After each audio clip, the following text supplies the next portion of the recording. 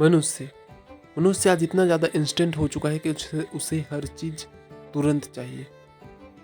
अगर वो ये काम करना चाहता है तो अभी उसे इस चीज़ का रिजल्ट चाहिए।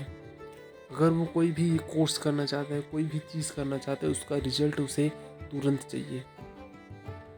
टेक्नोलॉजी आने के बाद ये चीज़ और भी बदल गई है कि अभी चाहिए मतलब अभी ही चाहिए।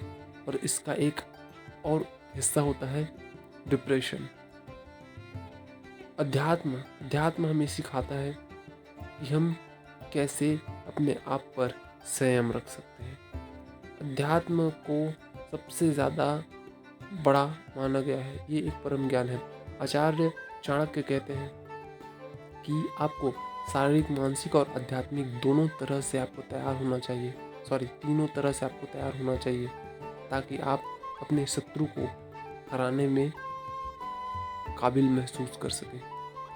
क्योंकि अध्यात्म क्या है? अध्यात्म को एक पारस माना गया है क्योंकि उसका स्पर्श होते ही लोहे के समान तुच्छ श्रेणी का चीज़ भी सोने के समान बहुमूल्य और आकर्षक बन जाता है। अध्यात्म का आधार क्या है पता है? अध्यात्म का आधार है संयम।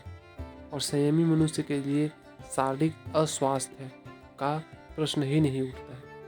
अध्यात्म का मूल मंत्र है प्रेम, जो दूसरों के साथ आत्मीयता, उदारता, सेवा, सहिष्णुता और मधुरता का व्यवहार करेगा।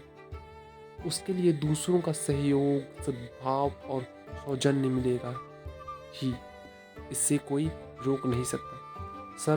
सर्वत्र हर जगह उसे स्नेह, प्यार और सज्जन व्यक्ति ही मिलेंगे। अध्यात्म पूरी तरह तत्व ज्ञान तथा आत्मशोधन पर अवलंबित है। इसका मतलब ये है कि अध्यात्म एक ऐसी ताकत है जिससे हम अपने मानसिक स्वास्थ्य को सही रख सकते हैं, अपने मानसिक स्थिति को सही रख सकते हैं, सर्वत्र रख सकते हैं। अध्यात्म पूरी तरह आत्मशोधन पर नियंत्रित करता है। जो अपने दोष और त्रुटियों को समझ लेगा, उसे सुधारने के लिए खुद ही सचेत रहना होगा। वो खुद ही सचेत रहेगा, उसे कोई और उलझन नहीं होगी, कोई समस्या नहीं रहेगी, क्योंकि वो खुद को जानता है सबसे ज़्यादा। उसके पास वो चीज़ है जिससे कि वो कुछ हासिल कर सकता है। जब मनुष्य अपने दोष, दुर्गुण, कुविचार, कुसंस्कारों को रंगीन चश्मे की तरह आँख पर धारण किए रहता है तो सर्वत्र उसे नरक दिखाई पड़ता है। मतलब अगर आप अपने आप को बहुत ज़्यादा होशियार मानते हैं, बहुत ज़्यादा ज्ञानी मानते हैं, सब कुछ जानते हैं, तो आप बिल्कुल भी कुछ नहीं जानते। और इस तरह से आप दोषों से, दुर्गुण से, कुसंस्कारों से ग्रसित होते जाते हैं। पर जब वह अपने को सुधारने लगता है, जब अपने आप को सुधारने और बदलने के लिए प्रयत्नशील होते हो आप, तो समस्याएं और परिस्थितियां अपने आप ही सरल हो जाती हैं। समस्याएं इसलिए है क्योंकि आप अपने आप को सुधार नहीं रहे हो, आप अपने आप पे काम नहीं कर रहे हो। आप ये नहीं कर रहे कि मैं कैसे बदलूंगा, आप ये सोच रहे हो कि सामने वाला क्यों नहीं बदलता है।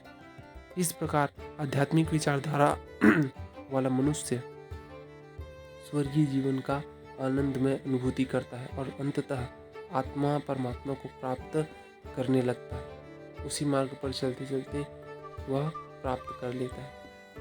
तो जब आप एक अध्यात्म का अवलंबन लेते हैं, उसके साथ होते हैं, तब जाके आप एक ऐसे कार्य को कर रहे होते हैं जब आपके पास वो होता है जो आपको चाहिए।